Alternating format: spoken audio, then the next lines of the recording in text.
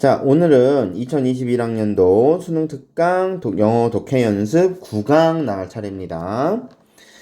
자, 뭐 9강서부터 이제 본격적으로 세 문제짜리 작문이 등장을 하기 시작을 해요. 그래서 세 문제짜리 작문의 문제가 두 개가 있는데 세 문제짜리 작문은 연계가 되질 않아요. 그러니까 반드시 안 됩니다. 평가원에서 얘는 연계 안 할 겁니다. 이렇게 말한 적은 없지만 대부분이 어떤 특정한 사건에 대한 연대기적 서술이 있는 경우들이 대부분이에요. 그러니까 우리 요번에 9강의 7번 보면 아시겠지만 뭐 곰하고 9강의 5번 7번 보시면 아시겠지만 곰하고 뭐 농부하고 어떤 일이 벌어졌었는지 그걸 이제 순서대로 써놓고 이런 글들이 주를 이루기 때문에 연계를 하기가 조금 애매해요. 그리고 그런 성질의 글들만 나오고요. 매번 말씀드리지만 연계라고 하는 건 어느 정도 논리성을 강하게 띄고 이거를 빠진 글을 논리적으로 추론하거나 혹은 글의 내용을 논리적으로 추론할 수 있을 때 연계율이 좀 높다라고 생각을 하는데 아무래도 연대기적 서술이 나와 있거나 단순 설명은 논리적이라고 보기 조금 힘들겠죠. 그래서 9강서부터 나오기 시작하는 세 문제짜리 작문은 설명 없이 그냥 패스할 거예요. 여러분도 그냥 연습 삼아 문제 한번 풀어보시는 걸로 만족하시고 넘어가시면 되겠습니다. 자, 9강의 1번 볼게요.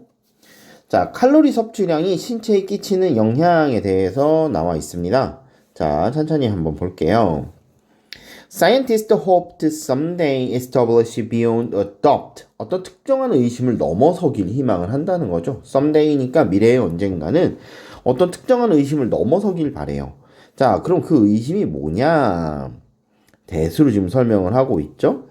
Aging and all nefarious things that goes with it can be indefinitely 이게 나중에는 이런 식으로 postponed simply by reducing the amount of food and calorie we consume. 과학자들이요, 미래 언젠가는 어떤 특정 의심을 넘어서길 바래요. 어떤 의심이냐 하면 노화하고 에이징하고요, nefarious 뭔가 이렇게 안 좋은 것들 있죠. 안 좋은 것들이 그죠? goes with it 그것과 함께 가는 이라고 되어 있는데 여기서 그것이라고 하는 게 여기서 말하는 에이징을 말하는 거였죠. 즉 노화와 함께 수반되는 5만 가지 안 좋은 것들과 그 노화 그 자체가 can be indefinitely postponed. 이게 어느 정도 indefinitely니까 기한을 정해놓지 않고 연기가 될 거다라는 거야. 그쵸?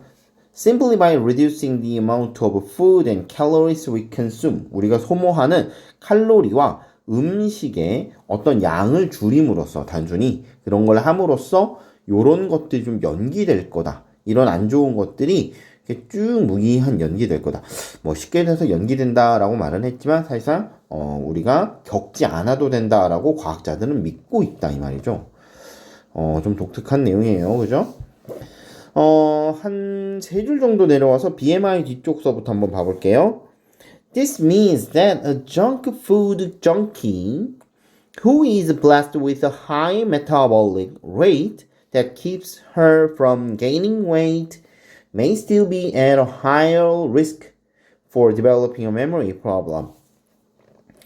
노화에 이게 지금 노화가 어떤 특정한 음식이나 칼로리를 소모하지 않음으로써 그럼으로써 이게 어느 순간인가 더 이상 진행되지 않도록 할 수 있다라고 그런 희망이 있다라고 과학자들이 생각을 하는데 이게 이제 그 중간에 나와 있는 게 무슨 알츠하이머병을 예방하는데 어떤 특정한 체중을 유지하는 게 되게 원래는 좋았는데 그것만 갖고는 불충분하다라는 얘기가 나오면서 그것보다는 체질량 지수 BMI라고 나오고 있는 그 체질량 지수라든가 혹은 뭐 칼로리 섭취량하고 더 관련이 있는 거 아니냐라는 게 요 지금 중간 글 내용이에요.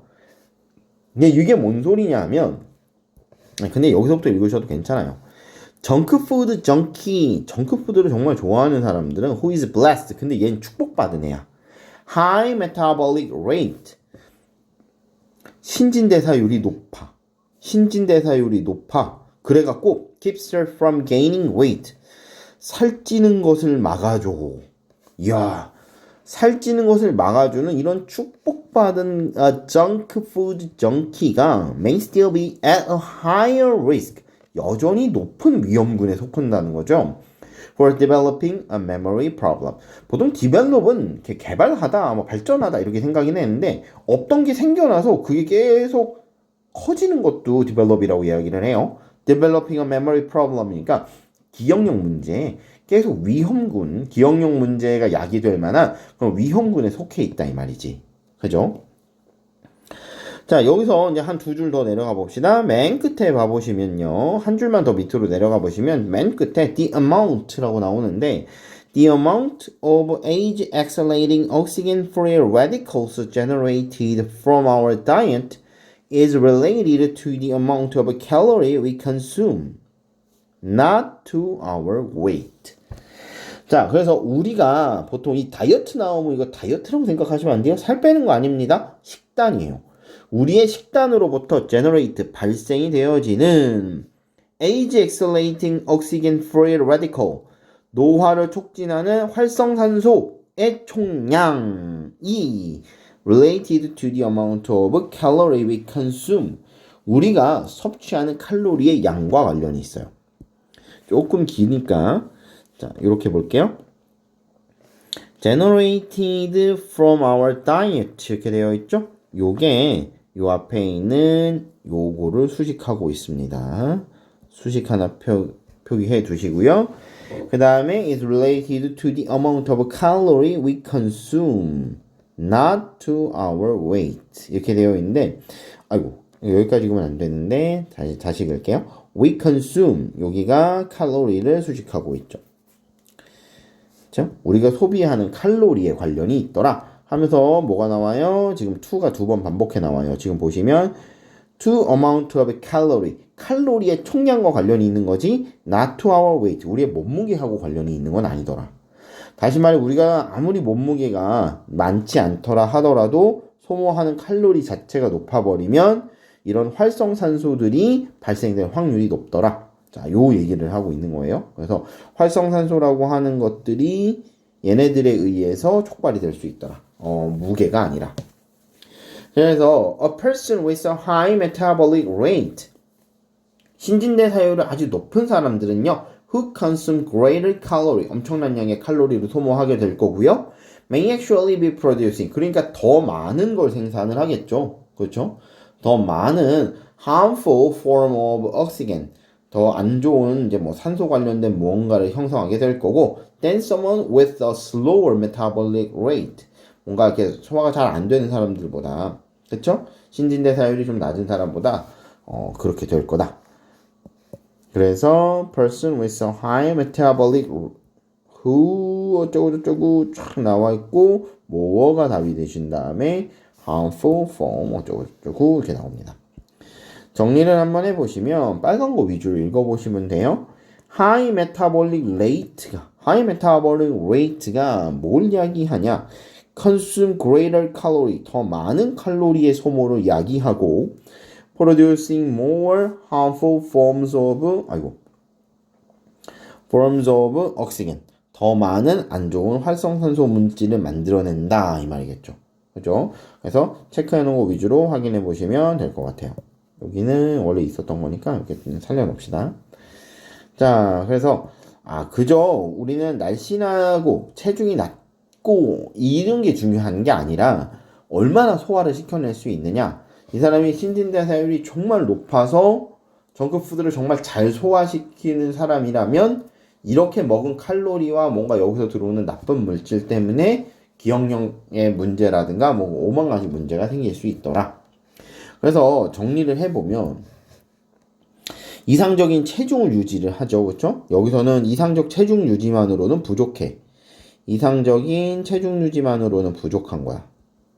이상적인 체중 유지만으로는 부족해요. 그렇죠? 이것만으로는 부족해. 왜냐하면 알츠하이머와 같은 병들은 체중 유지만 가지고서는 예방이 안 된다더라. 그럼 뭐가 문제냐?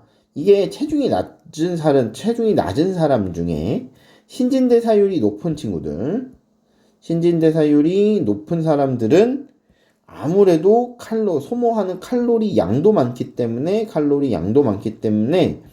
안 좋은 물질이 체내에 쌓일 확률이 더 높더라.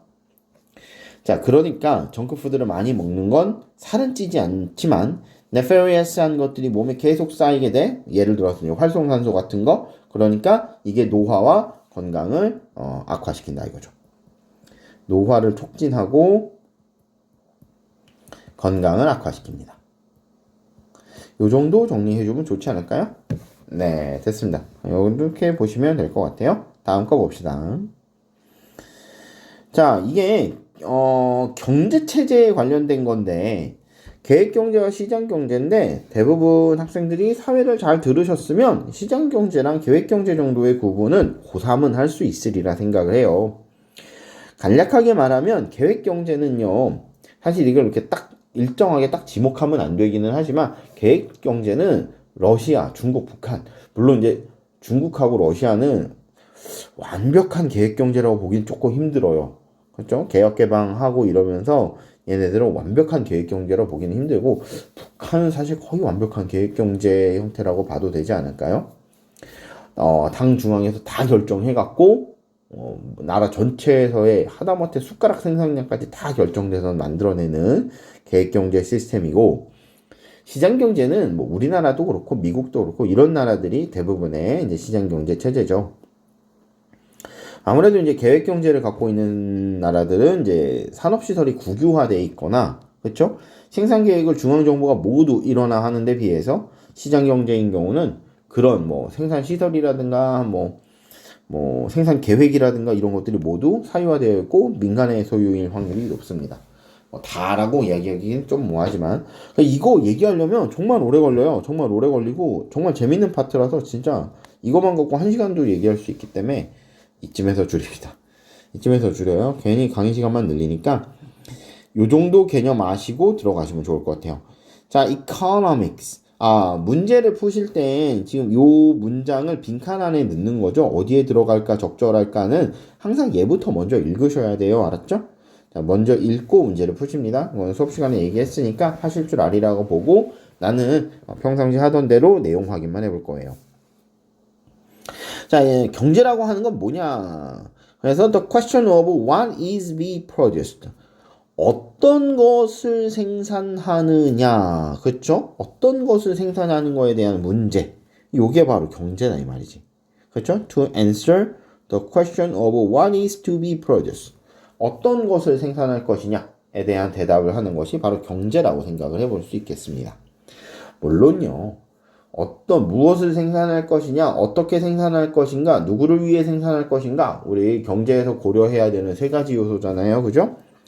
요 3가지 요소가 어떤 게 더 중요하냐에 따라서 이거는 뭐 정책을 결정하시는 분들에 따라서 모두 다르게 나타나니까 논쟁이 되게 오래돼 있고 그 다음 나와 있는 한 문장 2개는 다 그런 얘기를 하는 거죠.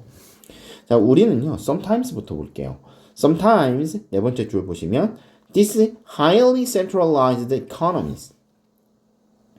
고도로 집중화된 경제 시스템 이렇게 돼 있죠. 근데 centralized인데 어디에 집중이 되어 있는 거야? central, 중앙에 집중이 되어 있는 거죠.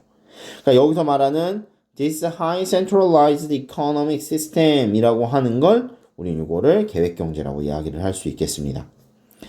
자, is referred to as a command economy. 자, 이거를 command economy라고 일컫는다. 계획 경제라고 일컫습니다. Under this type of regime, 그렇죠? 이러한 유형의 체제 아래에서는 하면서 아까 얘기했던 거 하다못해 숟가락도 몇 개 생산할 건지 당 정부가 결정을 하게 되겠죠. 그렇죠?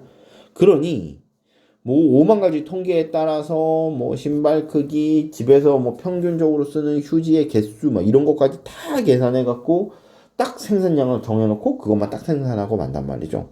그러니까 생필품이 항상 모자란 거야. 그지? 자, 이렇게 보시면 쭉 내려가다가 that the same group decide on the number of size 어쩌고저쩌고 refrigerator shoes and on 해갖고 5번 앞에서 멈추죠.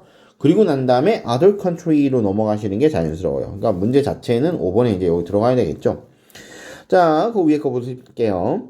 Other country, including the United States, 미국을 포함한 다른 나라들은요, much of Europe, 대부분의 유럽이라든가 이런 나라들, 자, have largely adopted a democratic and participatory decision making, 그렇죠?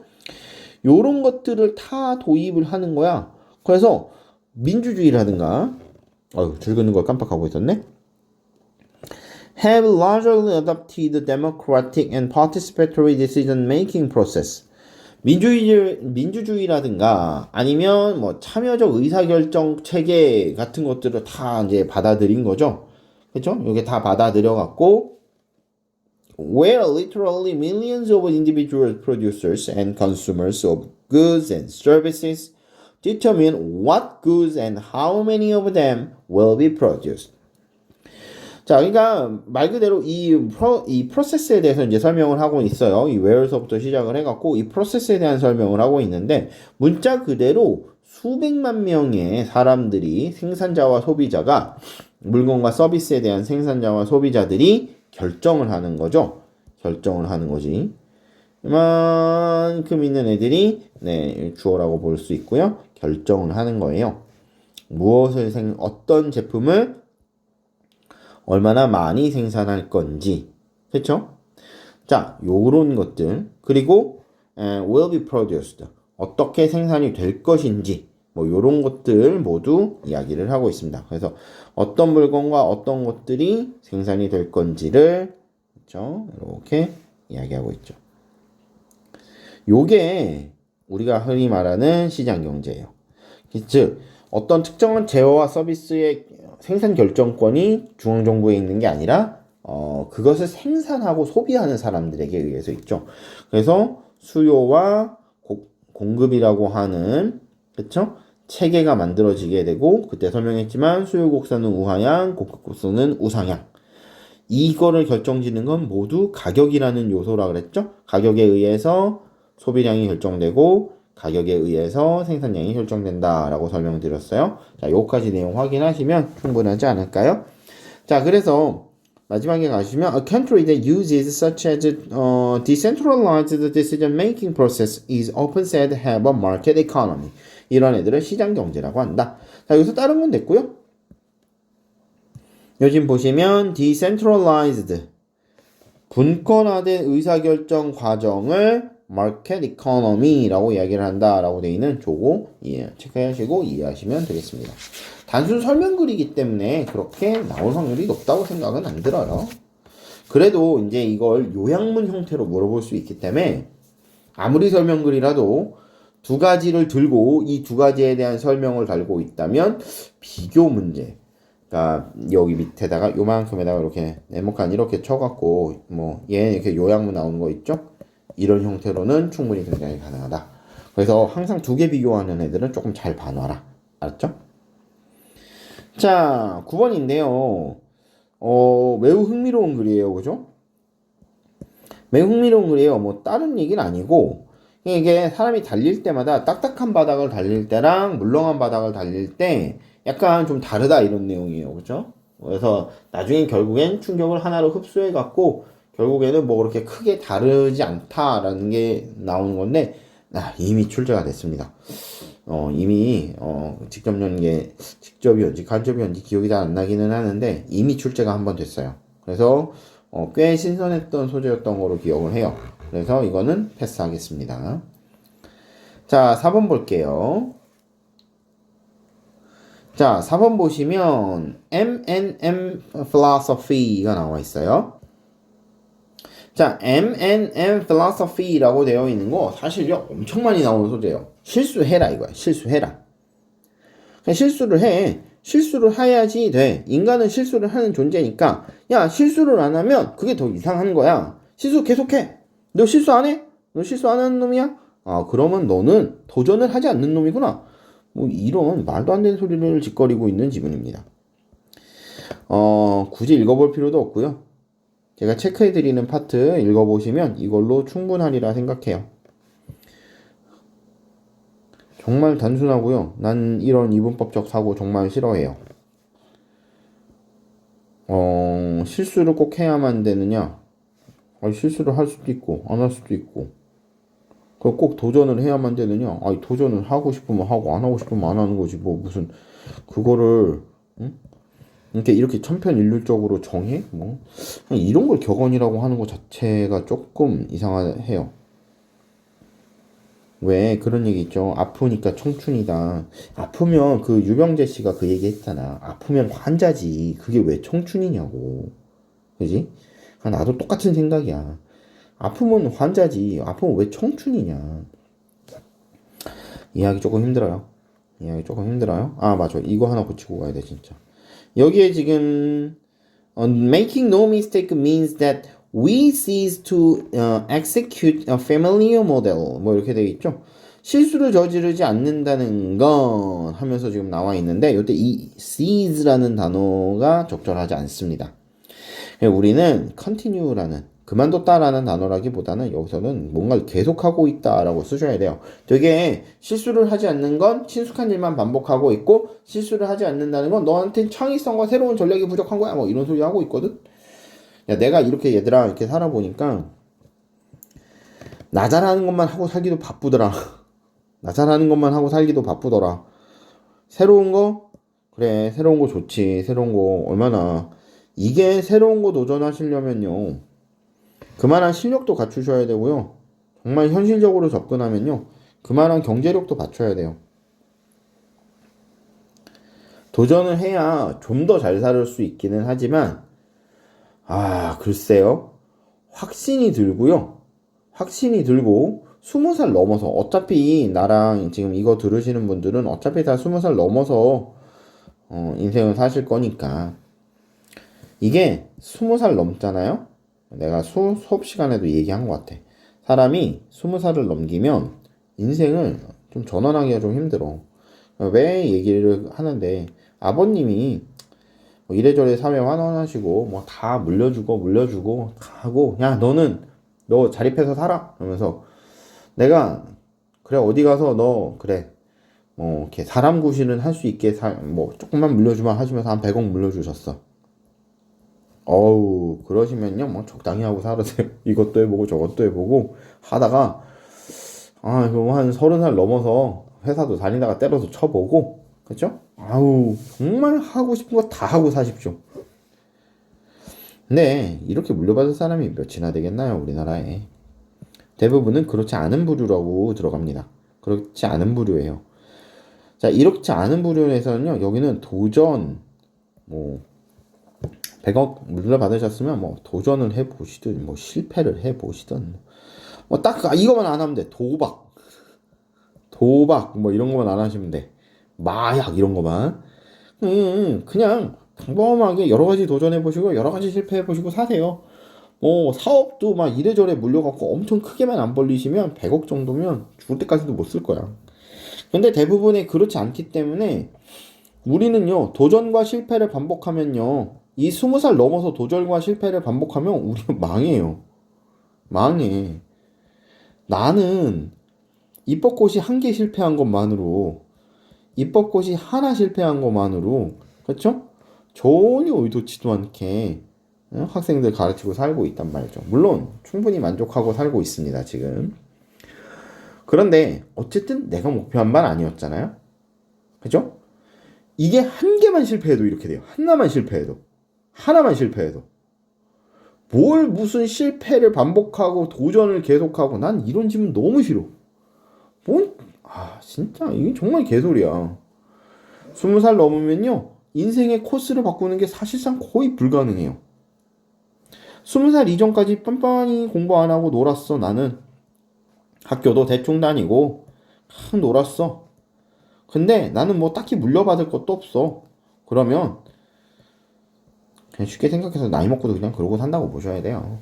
이게 어릴 땐 부모님이 챙겨주고 부모님이 주시는 것도 있고 그러니까 적당히 놀아도 되고 잘 몰라도 되고 그쵸? 몇 번 실패해도 되고 괜찮아. 20살 전에는 20살 넘어서 야 니네만 나이 먹냐? 엄마 아빠도 나이 먹는다니까? 부모님도 나이 먹어. 부모님도 나이 드신단 말이라 언제까지 뒤치다거리를 해줄 거라고 생각을 하시는 거예요? 그럴 일 없어요. 그럴 일. 그때서부터는 본인이 본인 앞가름하고 살아야 되는데 20살 넘어서 철딱서니 없이 도전하고 실패하고 도전하고 실패하고 이러고 있다고? 안 돼. 사람 구실하기 좀 힘들 거야, 그러면. 우리는 20살이 넘어서면서부터요. 실패랑 도전이요? 도전은 모르겠는데 도전해서 실패할 것 같은 건 안 하는 게 좋아요. 안 되면 하지 마라. 내 친구 그 라이프 모토가 그거야. 안 되면 하지 마라. 정말 멋있는 거라고 생각해요. 자기가 할 수 있을지 없을지요. 본인이 제일 잘 압니다. 본인이 제일 잘 알아요. 나는 못할 것 같은데 그럼 안 하는 거야. 그러니까 일말의 의심이라도 들면요. 스테투스코 현상 유지가 최우선이에요. 현상 유지하는 것도요. 맨날 스트러글이에요. 챌린지 여기서 말하는 이 챌린지 있죠. 이 챌린지 우리는 현상 유지도 항상 챌린지예요. 그렇게 인생이 쉽지 않습니다, 여러분. 그냥 여러분 돈 벌어 보시면 우리 엄마 아빠 정말 대단하시다는 거 항상 느끼게 될 거예요. 여러분 보면 정말 대단하신 분이라는 거 항상 느끼게 될 거야. 왜냐고? 이렇게 현상 유지하고 사는 것도 쉽지 않아. 엄청 힘들어. 이것도 맨날 도전의 연속이야. 그리고 여러분 부모님들이요 그 도전을 계속 성공시키고 계신 분들이에요.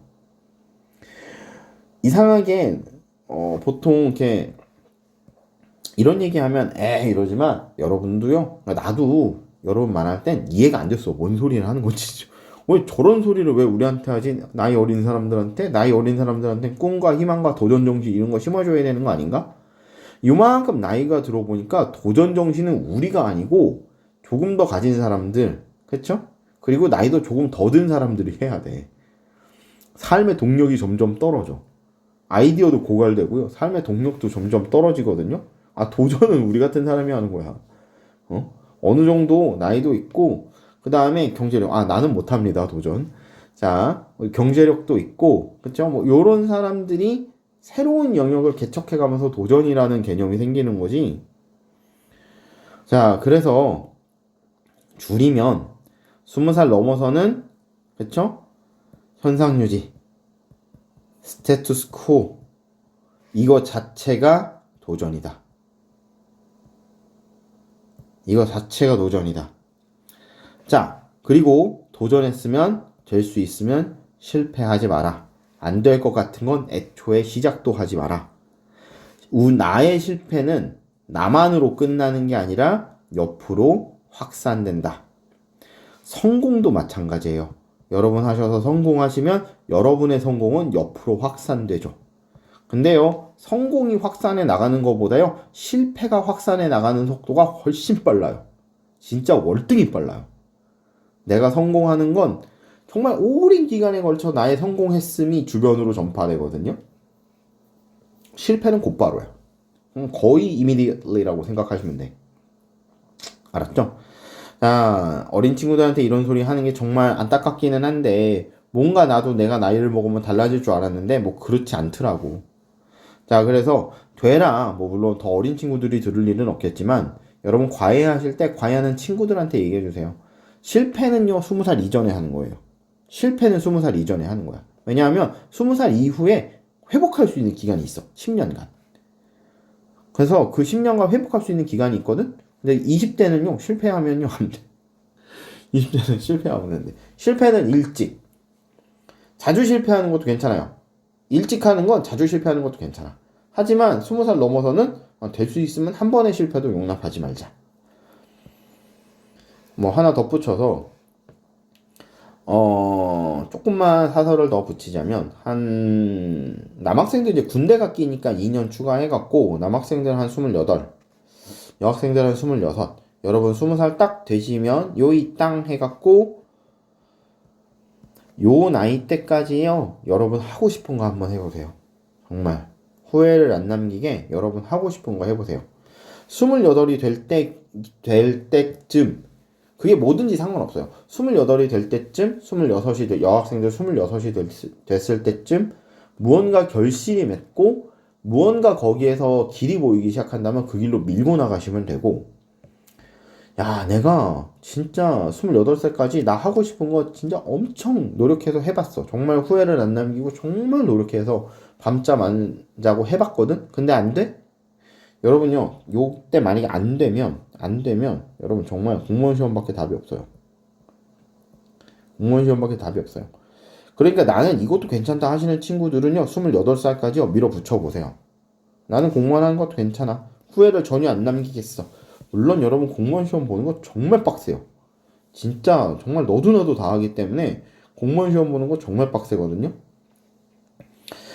자, 그래서 26, 28까지 최대한 노력을 해보시고, 사실 이 이후에 왜 안 되냐고 가끔 물어보는데, 여러분보다 어리고 여러분만큼 똑똑한 친구들이요, 막 쏟아져 나옵니다. 기업 입장에서는요, 조금이라도 어린 친구들 뽑는 게 이래저래 유리해요. 점점 나이 먹을수록 불리해져. 그래서 공무원 시험 얘기를 할 수밖에 없어요. 이 시점을 넘어가시면요, 공무원 시험 준비 뭐 무슨 1년 하면 되겠지? 어림도 없어요. 그건 정말 특이한 케이스들이고 진짜 운 좋아야 돼. 나는 입법고시 하다가 안 돼서 국회 사무처 8급도 하고 국가직 7급도 하고 그래도 안 돼갖고 지방직으로 내려오고, 솔직히 안 됐다라기보단 정말 하기가 싫었어. 정말 하기 싫었어. 입법고시 연속으로 한 4번 실패해보고, 그쵸? 이렇게 4번 실패하고, 그 다음에 공무원을 막년 차에는 막판에 한 2년 차에는 두 해 정도는 병행을 같이 했는데, 안 되더라고, 안 돼. 몇 개 과목만 점수 정말 잘 나오고, 안 나오더라고요, 나는. 그냥 행정학이 그냥 이래나 저래나 행정학 때문에, 정말. 근데, 행정학 하더라도 안 됐을 것 같아요. 느낌에. 이거 안 될 것 같다라는 생각이 하면서 중간에 들더라고. 자, 그래서 28살까지 최대한 노력을 해서, 여학생들 26살까지 최대한 노력을 해서 해보시고, 그러고도 안 되면, 공무원 시험 정말 열심히 준비하셔서, 한 2년 준비하셔야 한 3년 차쯤 돼서 합격하십니다. 그러면 여러분 30살, 31살 뭐 될 거예요. 그쵸?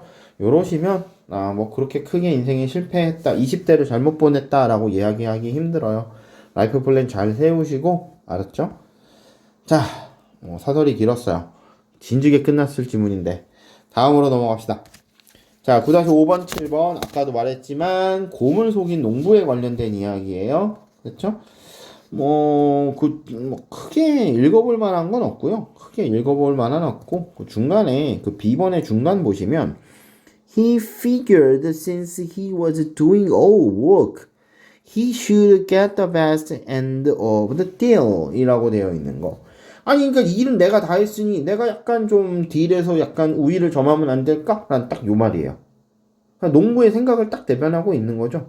쭉 읽어보시면 재밌어요. 읽어보세요. 넘어갑시다. 어떻게 문제를 풀어야 된다라는 건 이미 수업 시간에 계속 말씀을 드렸기 때문에 저런 애들 어떻게 푼다에 대한 설명은 안 하겠습니다. 이런 건 나중에 따로 한번 영상 제작해서 다시 올릴게요. 문제 어떻게 푸시라 라고 하는 거. 자, 문법은 문법대로 수능 끝나는 대로 하나씩 정리해서 올릴 테니까 그때 참고하셔서 보시고, 졸업하신 분들도 토익 물론 아주 훌륭하신 선생님들도 많지만 그래도 이제 나랑 수업 한 게 있으니까 문법 하다가 이게 잘 모르겠어 이러면 이제 나랑 같이 내가 올려놓는 거 보시고 참고하시고 공부하시면 되지 않을까 하는 생각이 듭니다. 자, 9-8번 볼게요. 자, 사회적으로 불안해하는 사람들의 특징이에요. 그러니까 뭔가 사회적으로 약간 좀 불안해하는 사람들은 이런 특징을 갖는다라는 글인데, 이것도 역시 줄 긋고 그 정도만 보면 충분하지 않을까 싶습니다. 자, social anxious people usually feel friendly toward others. 그러니까 다른 사람을 향해서 되게 friendly, 되게 친숙함을 느끼고요. certainly have their fair share of positive characteristics that other people appreciate. 다른 사람들이 이렇게 좀 칭찬을 해줄 만한 되게 긍정적인 캐릭터리스틱을 좀 fair share하게 갖고 있는 경우들도 되게 많더라 이거야. 그죠? 그러니까 되게 사회적으로 불안해하는 사람들이 되라 사람을 만나는 걸 좋아하고, 그렇게 만나는 사람들이 이 사람을 좋아할 만큼 긍정적인 캐릭터로 갖고 있는 경우들이 많더라. 이 글이에요. 자, 쭉 내려오시면 indeed가 나와 있죠. 밑에서부터 5번째 줄 보실게요. Indeed, socially anxious people may have altogether lost belief in their likability quality together with their self-confidence라고 되어 있죠. 사회적으로 불안해하는 사람들은 자신들의 자신감과 함께 그게 뭔가 자기를 되게 좋아할 만한 그런 호감이 갈 만한 그런 자질에 대한 믿음도 잃었을지도 모르겠다 이런 뜻이에요. 그래서 altogether 그러니까 함께 잃어버렸을지도 몰라 믿음을. 어떤 믿음이냐면 likable quality 누군가 좋아할 만한 퀄리티를 잃어버렸을지도 몰라요. 자신감과 함께 말이죠. 그래서 one of the rewards of learning to overcome social anxiety 사회적인 불안을 극복하는 것에 대한 합당한 보상으로서 하나가 있는데 그게 바로 is that unable you express aspect yourself that may previously have been stifled and allows you to enjoy rather than to fear being yourself. 자, 이게 뭔가 이 극복하는 것을 배우는 데서 여러 가지 보상이 등장을 하게 되는데 그 중에 하나가 바로 뭐느냐? stifled가 돼 있죠. 억눌려졌었던 yourself, 너 자신에 대한 어떤 특정한 측면들, 모습 같은 것들을 너가 표현할 수 있게 해주며 그 다음에 allow you to enjoy, 즐길 수 있도록 해준다는 거죠. 공포, rather than to fear, 그러니까 뭔가 그거에 대해서 두려워하기보다는 즐길 수 있게 해주죠. 뭘 즐기냐면 being yourself, 너 스스로가 되는 거. 즉, 너 자기 자신을 그대로 있는 그대로 받아들이게 해주는 걸 즐길 수 있게 해준다. 그래서 지금 사회적 불안을 겪고 있는 사람들에 대한 몇 가지 공통점과 그 사람들이 그걸 극복함으로써 얻게 되는 무언가들에 대해서 적어놓은 글입니다. 이 정도만 체크하시고 읽어보셔도 크게 문제는 없을 것 같아요. 넘어갑시다. 내가 이게 약간 좀 이렇게 사회성이 좀 떨어져요. 우리 어머님도 그 얘기를 하시고 집사람도 그 얘기를 해. 그래서 나보고 사회성 떨어진다고. 근데 내가 생각해도 그런 것 같아. 나는 이렇게 혼자 앉아서 노는 게 참 좋아. 재밌어. 자, 근데 매번 수업 시간에도 그렇고 얘기를 하지만 자, 얘들아, 나는요 20대 실패의 아이콘이에요. 20대 실패의 아이콘이야. 20대를 나처럼 보내면 안 돼. 나는 집에서 나는 20대에 편하게 놀으라고 그랬다고 정말 집에서 나 혼자 놀았어. 이러시면 안 돼요, 얘들아. 알았죠? 이러시면 안 돼요. 반드시 그러시면 안 됩니다. 알았죠? 더 자세한 얘기는 나중에 하고요. 자, species loss라고 되어 있어요. 그렇죠? 자, 우리요 어디서부터 보시냐면 두 번째 줄부터 볼게요. Species loss due to the exotic trade can be so dramatic that experts have coined the empty forest syndrome to describe some of these exporting zones. 자, 이 코인드라는 단어. 우리 몇 가지 단어들이 계속 반복해서 나와요. 이 코인이라는 단어. 어떠한 용어를 만들어내다 라고 되어 있는 이 코인이라는 단어. 그 다음에 타당성, validity라는 단어. 그렇죠? 자, 이런 단어들이요, 계속해서 반복돼 나와요. 이게 항상 그 특정 해에 특정하게 밀어주는 어휘들이 있어요. 그렇죠? 특히 이 코인 같은 단어들, 보통 우리는 코인 동전으로 쓰잖아요? 어떤 특정한 용어를 생성하다라는 뜻이 있다는 거 꼭 기억하시고 알고 들어가셔야 돼. 알았죠? 이렇게 밀어주는 어휘들이 있으니까 요런 단어들 꼭 기억을 해두세요. 자, 외래동물을 거래를 함으로 인한 종의 손실이 아주 드라마틱하기 때문에 so, 그렇죠? 아주 드라마틱해갖고 that 전문가들은 이런 용어까지 만들어냈어. empty forest syndrome, 빈숲 증후군이라고 하는 것까지 만들어냈어. 그렇죠? describe some of these exporting zone. 자, 이 수출이 되는 지역에서 뭔가 어떤 상황을 묘사하기 위해서 빈숲 증후군이라고 얘기하는 것까지 만들어냈다. 글쎄요, 보통 우리나라는 특정 생물을 수입하는 쪽에 들어있는 걸로 알아요.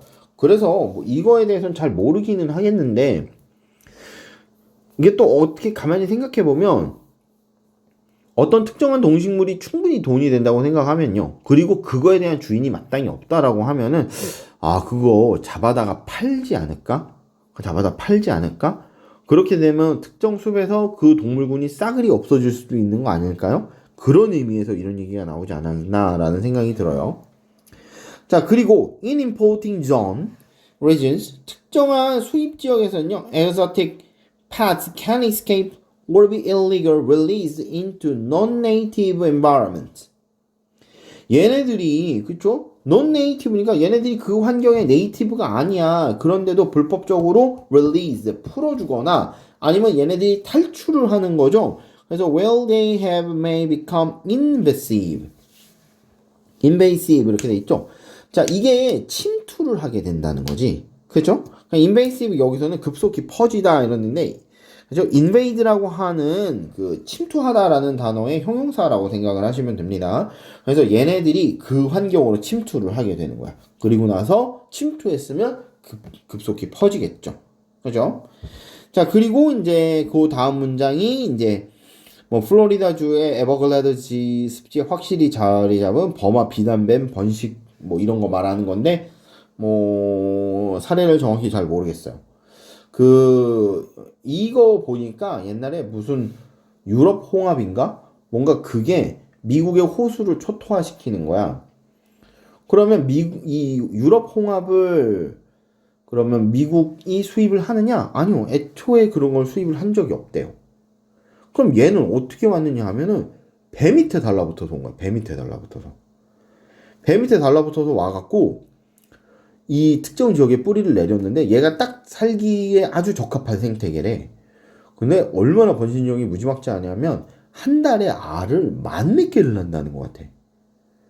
그러니까 천적도 없어. 심지어 그 호수 안에 천적도 없어갖고 진짜 2년인가 안에 호수가 죽어버린 거야. 아예 모든 생물이 살 수 없게끔. 물론 그리고 난 그 홍합도 생존 전략이 이해가 안 되기는 하는데 그렇게 해갖고 홍합도 다 죽어. 그래서 호수도 없애버리고 홍합도 멸종돼 버려. 그리고 이 호수에다가 보트나 뭐 배나 이런 거 띄웠거나 가서 놀던 사람들이 이 홍합의 그 알이라든가 배 밑에 이 홍합이 붙어서 다른 데로 넘어가 버리면 그 지역도 전멸하는 거예요. 그래서 얘를 어떻게 막느냐면 강아지를 이용해서 막더라고. 강아지들이 이 홍합의 냄새를 기억하고 이 홍합이 묻어 나오면 강아지들이 그 자리에서 막 짖고 멈춰. 그러면 이제 이 사람들이 여기서 이제 소독액을 막 뿌리는 거죠. 얘네들을 죽게. 그죠? 자, 요런 케이스 있었고요. 그 다음에 이제 되게 유명한 케이스, 우리나라에서 되게 유명한 케이스, 가물치 있죠, 가물치. 가물치 미국 가갖고 그쵸? 생태계를 휩쓸고 있다는 등 이런 소식들 많이 보게 되고, 우리나라 이제 뭐 뉴트리아라든가, 그 다음에 베스라든가, 그 다음에 황소개구리라든가, 이런 애들도 생태계를 파괴하고 있다라는 얘기가 들리고 있는데, 만약에 얘를 가지고 글을 조금 내고, 만약에 조금 관심이 있는 선생님이시라면, 얘네들이 더 이상 유해종으로 보기가 좀 힘들대. 왜 그러냐면, 뉴트리아는 사기 그렇게 잡아먹는답니다. 사기 그거를 엄청나게 잡아먹고 그 덕분에 사기 개체군이 확 늘어났대. 그리고 우리나라도 처음에 이 황소개구리 들어왔을 때 생태계가 파괴된다 어쩐다 막 말이 엄청 많았는데 이 생태계 이 가물치나 이런 애들이 이게 처음에 사이즈에 놀래갖고 이걸 못 잡아먹었는데 이게 꽤 오랜 시간 있어 보니까 이거 그냥 고정 타겟이야. 너무 뚱뚱해서 잘 움직이지도 않고 또 살은 엄청 많아. 맛있고. 완전히 인간이 아니고 박멸 상태라고 그러죠. 박멸 상태. 그 다음에 베스도 처음에는 이게 와갖고 그런데 이 낚시꾼들이 이거 손맛이 기가 막히다라는 말 듣고 낚시꾼들이 잡아채기 시작을 하고 그 다음에 이제 나는 물고기는 잘 모르기는 하는데 뭐 민물에 있는 무슨 그런 깡패 어종들이 있나 봐요. 걔네들이 이제 일단 잡아먹고 본대죠. 그죠? 공격성도 좀 낮고 그렇대, 베스가. 그래갖고, 아이고야, 난리도 아니랍니다. 뭐, 이렇게 극복하는 글들을 쓰는 것도 괜찮지 않을까요? 자, 이렇게 해놓고 이제 4번을 읽으면, 이제 요 빈칸이 들어가셔야 돼요. 그리고 요 빈칸이 되게 중요하죠. 이거 전체에서 제일 중요해요. The trade animals themselves arguably bear the risk of exotic pet trade most profoundly. 그러니까 이 글의 핵심은 뭐야? 야, 얘네를 잡아갖고 온 숲도 위험하고 얘네를 갖다 풀어준, 즉 얘네를 수입한 지역도 위험한데 정작 제일 위험한 건 그 수입의 당사자들, 즉 외래종들 자신이 제일 위험하다 이 말이죠. 왜냐하면 이 4번을 지나고 나면은 무슨 얘기가 나오냐면요. 이게 누군가 이 개체군을 사가기 전에 폐사할 확률이 엄청 높아. 뭐 80몇 퍼센트 막 이런 얘기 한다고. 70몇 퍼센트. 뭐 특정한 거 그렇고 뭐 그다음에 뭐 무슨 뭐 물고기 이런 애들은 뭐 80몇 퍼센트 뭐 이렇게 해갖고 죽는데, 그리고 구입 첫 해에도 여전히 계속 죽는다는 거야. 이게 키우는 게 어렵지는 않은데, 그러니까 키우는 게 불가능하진 않은데, 이게 키우는 게 쉽지가 않다는 거죠. 이런 졸들 외국에서 들어갖고 오면. 그러니까 얘네들 다 죽는다는 거지. 즉, 얘네들을 수입해갖고 오는 지역도 위험하고요. 얘네들을 수출하는 지역도 위험하고, 그렇게 되는 그 동물 대상도 위험하다라는 게 이 글의 주된 논지였어요. 자, 그래서 잘 보시고, 정작, 답이 체크가 돼 있기는 하지만, 체크로 돼 있긴 하지만 요 글이 제일 중요합니다. 빨간색으로 밑줄 친 게 제일 중요하니까 한번 확인해 보시면 충분할 것 같아요. 자, 그 다음에 10번. 네, 선택 편향에 관련된 문제네요. 요거 설명할 게 조금 되네요. 요번엔 아까 전에 쓸데없는 소리를 너무 오래 했어. 그냥 얼른 하고 넘어갔어야 되는데, 여기서 정말 한참 설명을 해야 될 것 같아요. 이 선택 편향이라는 거 하고, 그 다음에 지금 밴드웨건이라는 표현도 지금 나오거든요. 밴드웨건이라는 표현도 나오고, 몇 가지 좀 경제학적으로 설명할 게 좀 있어서 얘네부터 설명을 하고 갈게요. 자, 우리요 일단 선택 편향이라는 거부터 한번 봐봅시다. 자, 넓어져라. 자, 선택 편향이라는 게 있는데,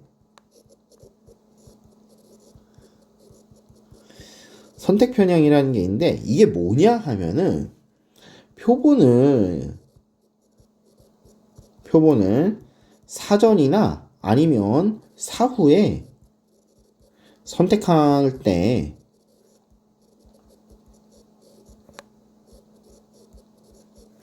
통계 분석이 왜곡되는 걸 말하는 거예요.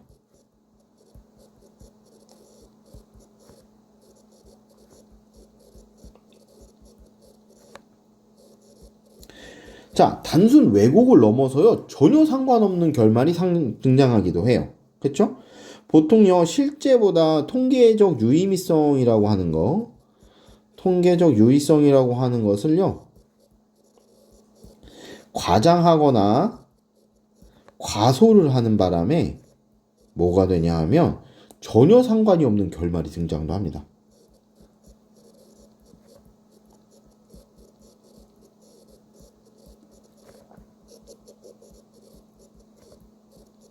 전혀 상관이 없는 결말이 등장하기도 해요.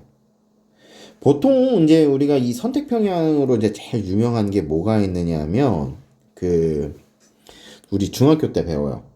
우리 중학교 때 배우는데 초등학교 때 평균 구할 때도 배워요. 뭐 있냐 하면은 예를 들어서 별량값이 2, 4, 3, 5, 6, 뭐 7, 뭐 이런 애들이 있어요. 그런데 갑자기 여기에 1000이라고 하는 별량이 있다고 칩시다. 자, 얘 평균 내면요, 사실상 얘가 하드캐리하는 바람에 이런 애들은 별량으로서 아무런 의미가 없어지죠. 얘 평균 내면 얼마인가요? 27. 그쵸? 1027을 하나, 둘, 셋, 넷, 다섯, 여섯, 7개로 나누는 거니까, 7로 나누는 거니까 뭐 어쨌든 100 얼마 이렇게 나오겠지, 그지? 응? 이게 말이 되느냐고. 7개의 별량 중에서 6개가요 평균에 전혀 미치질 못해요. 그리고 1000이라고 하는 저 별량 값도 평균이 전혀 반영을 해주지 못하고 있어요. 그러면 사실상 얘 때문에 평균이 디립다 오른 건데, 우리는 여기에, 그럼 따라서 이 100 얼마 되는 예를 들어 한 100, 150, 160 정도 된다고 칩시다. 이 160이라고 하는 이 평균이 의미가 있느냐 이 말이야. 통계적으로. 의미 없죠. 의미 없어요. 우리 이게 통계적으로 의미 없기 때문에 우린 이런 경우에 무슨 값 써요? 중앙값이나 그렇죠? 중앙값이나 최빈값이 있다면 최빈값 같은 것들 쓰잖아요. 그죠? 그런데 나이가 어떠한 상황에서 이야기를 할 때 통계적으로 유의미가 있어야 될 이런 내용을 찝지 않고 이걸 찝어버리는 거야. 그래서 통계적으로 유의미하지 않은 이러한 정보를 찝어내게 되죠. 자, 그럼 내가 만약에 160이라는 평균을 가지고서요. 뭐 예를 들어서 이게 우리나라 일반 국민의 뭐 재산 보유 여부 뭐 이런 거라고 쳐보자. 그래서 A라는 인물은 재산이 2억, 누구는 3억, C는 3억, 뭐 D는 5억, E는 6억, 7은 F는 7억, 그 다음에 뭐 H는 1000억 이렇게 갖고 있어. 평균 내보니까 야 재산이 160억이던데? 어이씨 뭐야 엄청 잘 사네. 이렇게 판단하면 됩니까? 안 되죠. 이거 전혀 160억 근처도 못 가고 있어 여기는. 그죠? 요렇게 고르는 게 선택 편향이라고 생각하시면 돼요. 요렇게 고르는 건 선택 편향이라고 생각하시면 돼요. 자, 그래서 어떤 애들도 있느냐 하면 이게 그 망원경이라든가 카메라 렌즈가 파란색에 조금 더 반응을 잘 해요. 그래서 아무래도 뭔가 좀 찍으면 파란색 계열 애들이 조금 더 명확하게 뚜렷하게 잘 찍히게 되는데 파란색 은하가 많이 찍힌다고 해서 빨간색 은하보다 우주에 파란색 은하가 더 많아 라고 얘기를 하는 건 그쵸? 카메라와 망원경의 속성을 고려하지 못한 선택 편향이 되는 거죠. 결과값만 놓고 보는 거잖아. 그치? 자, 요런 걸 선택 편향이라고 얘기를 합니다. 자, 그러면 이 글의 전체적인 내용 한번 확인해 볼게요. 자, 시카고 트리뷴에서요. 그쵸? 자, 뭘 했냐면 selection bias 선택 편향이라는 거를 저지르는 바람에 듀이가 데피트 트루먼 대통령을 제치고 듀이가 대통령이 될 거다라고 딱 신문을 내보내버린 거야. 그죠? 신문을 내보내버렸어. 지금 한참 난리잖아요, 미국도. 자, 그래서 어디로 내려오시냐? 자, 요 앞에가 그냥 이런 내용이에요. 자, 이게 왜 이러한 성향이 벌어졌느냐? 이 statistician, 통계 전문가들은요, 이렇게 두 가지 얘기를 하게 되는데, they stop polling too far in advance of election. 선거에 훨씬 앞서서 여론조사를 하는 것을, stop, 그만했다는 거야. 그러니까, 선거는 뭐 예를 들어서 11월 말인데, 뭐 한 10월, 한 15일쯤 여론조사를 해놓고 더 이상 안 한 거지, 그냥. 만약에 이때 특정한 후보가요 막판 유세연설을 정말 잘해갖고요 이 사람 쪽으로 많이 몰렸다면 그 기간 중에 벌어진 건 전혀 반영이 안 되겠죠. 자, 요게 요기고. Second, the telephone polls conducted tend to favor Dewey. 듀이가 조금 더 우호적인 걸로 나왔어. 그렇죠? 전화 조사로는 그렇게 나왔는데 1948년임을 감안해 보면요. 보통요 부유한 가정에서만 갖고 있는 거죠 전화기는. 그리고 이 엘리트 보터들 사이에서만 듀이가 인기가 좀 있었대. 그러니까 selection bias 선택 편향이라고 하는 건 자 여기에 쭉 나와 있으니 뭔가 이게 아무리 우연이라고 하더라도 그쵸? infamous니까요. 그 인기가 없는 이렇게 해석하지 마시고 약간 좀 불명예스러운 이 정도로 해석을 해주세요. 시카고 트리뷴의 헤드라인이 약간 좀 불명예스럽기는 한데 이게 accidental 우연적이라는 거 그거를 감안하더라도 it shows 선택 편향이라고 하는 것이 보여주는 게 danger and potential power 그 잠재적인 위력을 보여준 거죠. 선택 편향이 그 잠재적인 위력을 보여준 순간인 거야. For a stakeholder wanting to influence hearts and minds by encouraging others to hop on the bandwagon. 밴드웨건에 참여하도록, 그렇죠? 밴드웨건에 참여하도록 조장을 하는 거지. 그렇게 해서 마음과 정신에 영향을 미치게 하는 스테이크홀더, 이해관계자들에게 있어서는 이거 정말 위험한 거야. 자, 뭔 소리냐 하면요. 자, 뭔 소리냐 하면 선택 편향으로 인해서 이런 일이 벌어졌다고 칩시다. 트루먼이요, 인기가 없다라고 나온 거예요. 그렇죠? 트루먼이 인기가 없다라고 나와요. 그러면 자, 나는 솔직히 아무런 관심이 없어. 듀이가 이기든 트루먼이 이기든. 솔직히 트루먼이라는 인물이 조금 괜찮기는 한데 솔직히 뭐 누가 되든 간에 세금 내고 밥 먹고 사는 건 크게 다를 게 없다. 이러고 생각을 하고 있었다. 그런데 어느 날 듀이가 된다는 거야. 뭐 뉴스에 도배돼. 뭐 압도적인 표 차이로 듀이가 될 것 같대. 그럼 가만히 듣고 있으니까 어때? 뭐야. 그러면 나라도 트루먼에다가 한 표를 해줘야지. 저 사람 표 못 받으면 좀 안 됐잖아. 기권 선거 나왔는데 사람은 되게 괜찮아 보이는구만. 이러면서 나 같은 사람도 어떻게 가요? 가서 이제 투표하기 시작을 하겠죠. 이게 누가 나왔었지? 그 영화로도 있어요. 이게 영화로도 있거든요. 그러니까 자기 후보가 갖고 있는 단점을 미리 터트려 버리는 거야. 그러면서 뭘 해? 그러니까 나는 이러한 단점을 갖고 있는 사람이다. 여러분 알아주십사. 터트려. 이미지를 메이킹하는 거죠.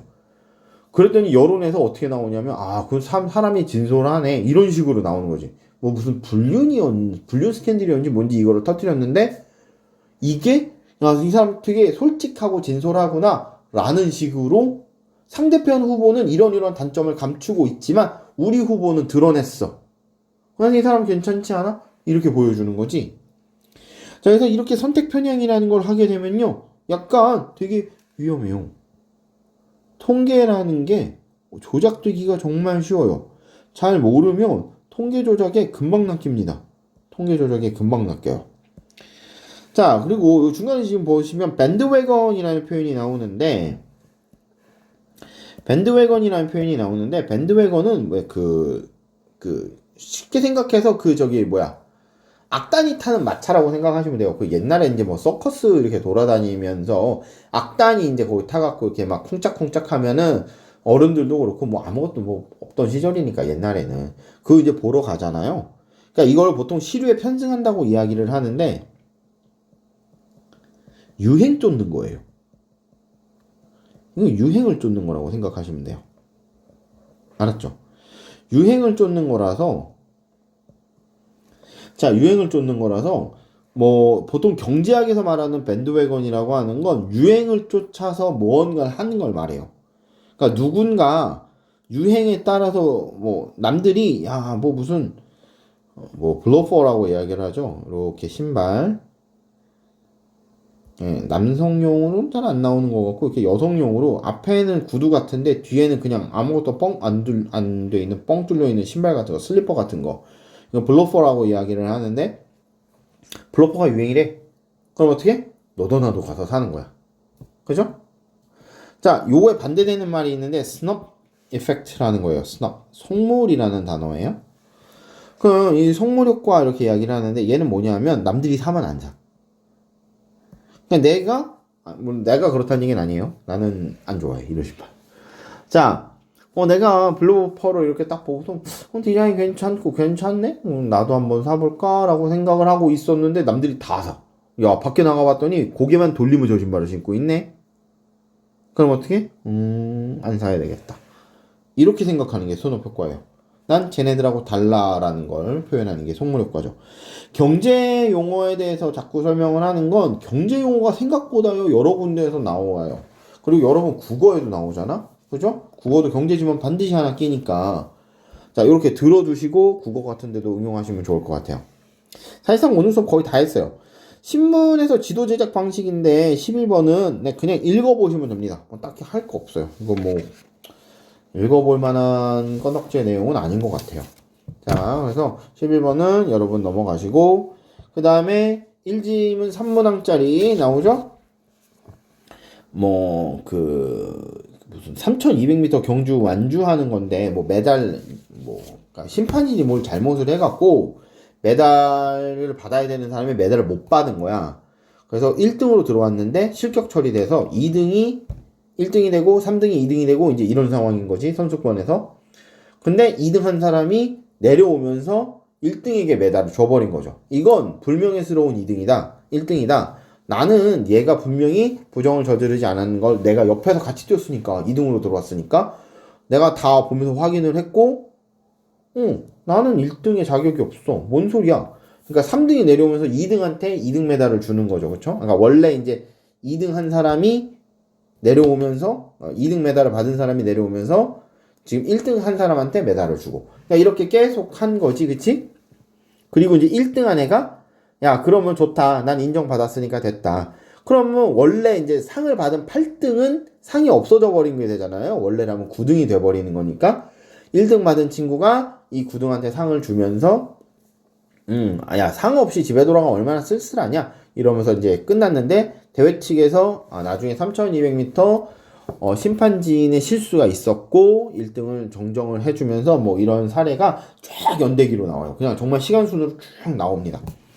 항상 말하지만요, 이렇게 시간순으로 나오면 뭘 내기가 좀 애매해요. 그리고 이쪽 카트는 다 이런 식의 지문들이 나오니까 여러분 읽어보시고 연습을 해보시면 좋을 것 같습니다. 자, 9강 오늘 여기서 마치고요. 네, 10강에서 다시 한번 볼게요.